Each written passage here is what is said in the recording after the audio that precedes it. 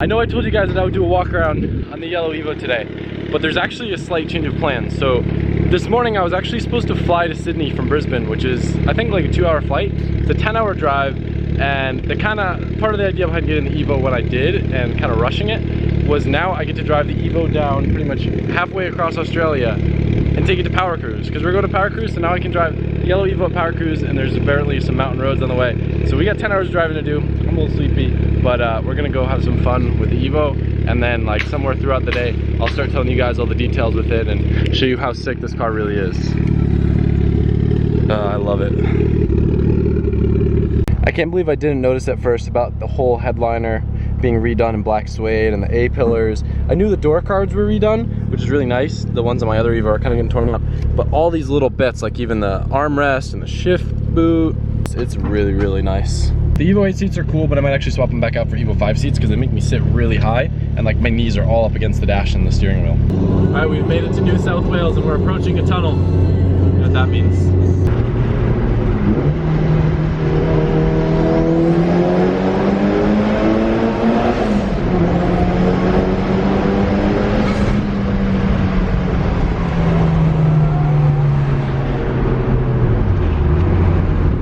Look what we found on the side of the highway.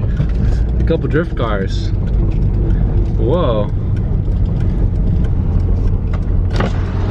Is this the E85 station? Station, right. So I have a serious question. If we didn't have jerry cans, which is what they call them in Australia, could I make it all the way down to Sydney if I like carefully planned out all the gas stops? Oh yeah, easy. Really? Yeah. So E85 is that like populated, or yeah. Words can't speak? Thanks. Alright, move out of the way for me. Don't worry about the door.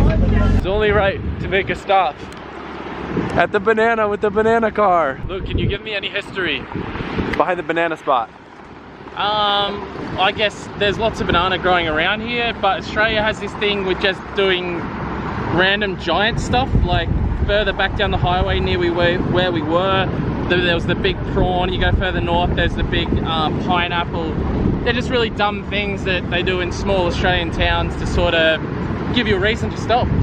To me, this is kind of like south of the border because it's the right midway point, I feel like, between Melbourne. Well, this is where Halfway Hangs is. Really? Yeah. Well, I mean, just down the road. So this is kind of like midway between Sydney and Brisbane, right? Yeah. So it's kind of like south of the border. Since we're doing the like cross-country trip, it's the perfect destination. Apparently they have milkshakes and toboggans, so I'm excited. He's riding in the convertible in the trailer. Even the ladybugs are yellow at Banana Land. Good to know, guys. So what, do you like ride this up a carousel and go down like a roller coaster? Yeah. What, is that a brake? Yeah, don't use that. All right. Nate. Thank you. I have no idea what to expect. What? So, I'm a little sketched out just because there's nothing holding us in. So, there's no seatbelts or anything.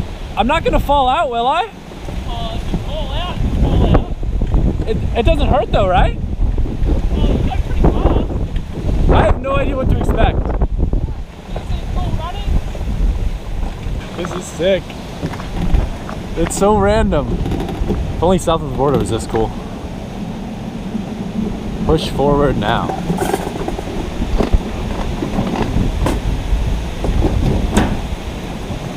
Oh, this is kind of cool. This isn't so bad. Catching up to Luke. Catching up, dog. Come on.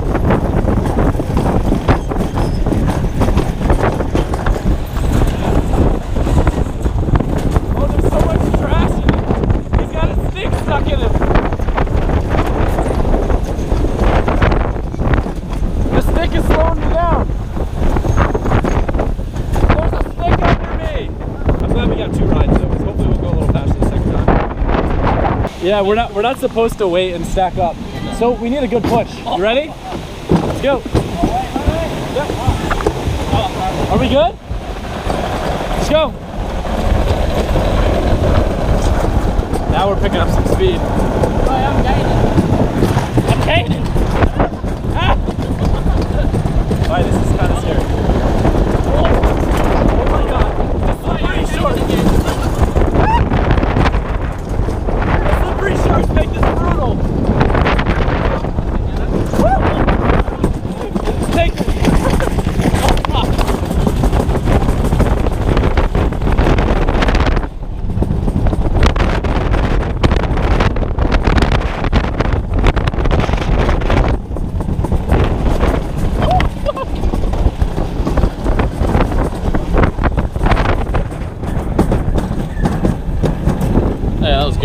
Is this place always kind of deserted like south of the border? I guess on weekends it's busier. Yeah. Wait, it is. No, it's Friday. Ice skating? Let's go ice skating. Yeah, there's a hill. So this will probably be my best opportunity to show you guys the inside of the car, and we can go over the outside stuff more after. But like I was saying, all this is redone. It's got the nice Evo 8 seats in here that actually flow really nicely. Even the back seat is an Evo 8 seat, so it just kind of modernizes everything. And then the black headliner with the black shift boot. I'm just so hyped on the interior because I didn't realize that at first.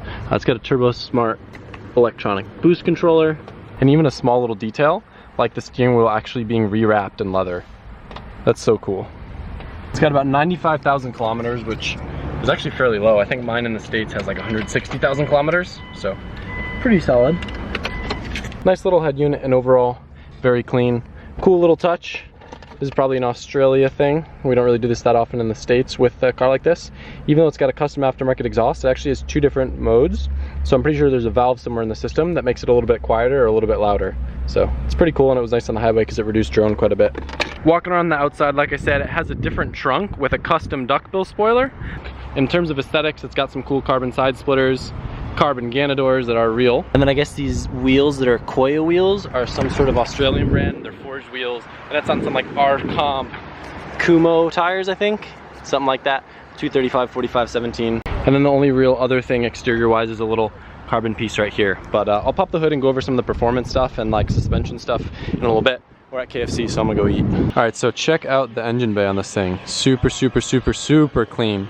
The previous owner actually sent me a list of a bunch of the random stuff that's been done, so that way I can talk about it, because there's a lot of internal stuff that I know what's done, but I don't know necessarily the brand or the size, etc. So I did get confirmation that this setup does have head studs, which is rad. Also in the head it has springs, retainers, cam gears, and the same GSC 272 cams that my Evo has. So it's a very, very similar setup to what that car has. But the main difference is down there, instead of having an Evo 9 turbo, it actually has an FP white turbo with an FP manifold. And apparently it's supposed to be like kind of between a Evo 9 turbo and an FP green. So it's a little bit bigger, so it doesn't like spool as fast.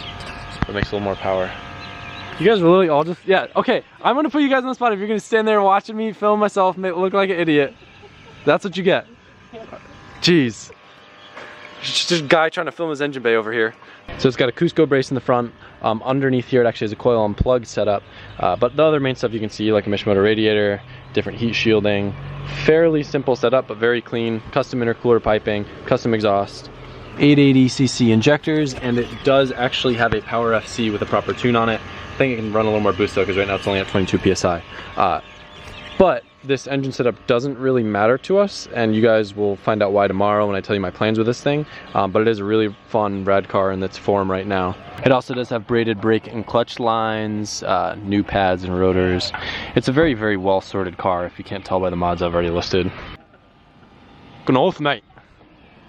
Hour longer than us. We're gonna take an hour longer? But you're going by the twisties. But if you drive like a man... Yeah, but there's speed cameras, right? No, not out there. Not out there? Let's do a Top Gear. Top Gear? There's nothing out there. All right. Yeah. We'll take out. This is Mexico. Full drive. This is the coolest thing I've ever seen. What's up? Queensland, they converted in Queensland. Oh yeah?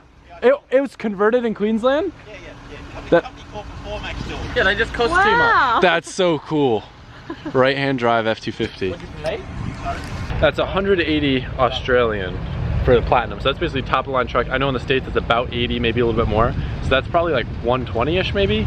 So you add like 30,000 US to do the conversion. Like they charge insane amount of money, and then because they are, I guess, they're not something that are sold off the showroom in Australia, you get luxury tax and other bullshit taxes that are associated to protect our local market, which none of us want to buy little trucks.